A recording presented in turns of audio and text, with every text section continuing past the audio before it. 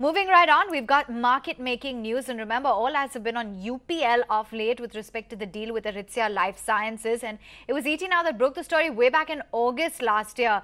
In fact, we understand now that it's a done deal.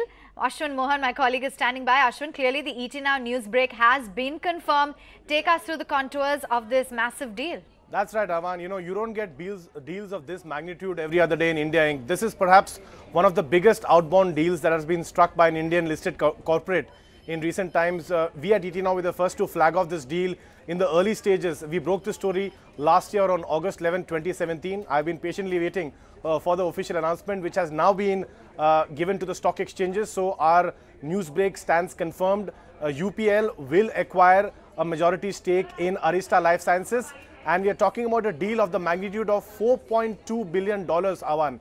Now, what this deal does is that it will immediately catapult UPL into the top league. Because if you look at Arysta Life Sciences, it's an agri-pesticide maker. So what this deal does is that it puts UPL in the big boys global club. So we are talking about the likes of Syngenta, BASF and a few others. So it becomes part of the top 5 or 6 players globally in this particular segment.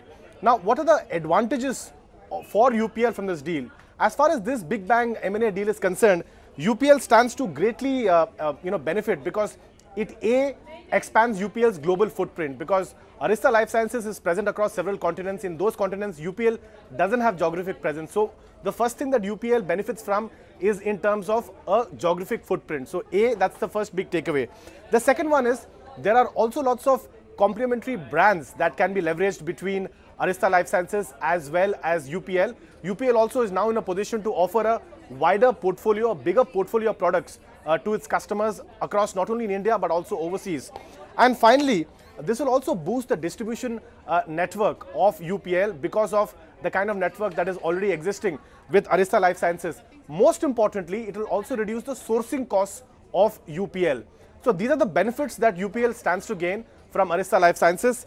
Arysta Life Sciences, a little bit of detail about the company. It has 200 active ingredients in innovative crop protection and life sciences brands, and is present in Asia, Europe, Middle East, Northeast and Africa. Now, if you're wondering why the stock has come under pressure, now let me tell you why. The stock has come under pressure because there was a lot of concern in the analyst community since the time there was buzz about this deal that UPL will become highly leveraged.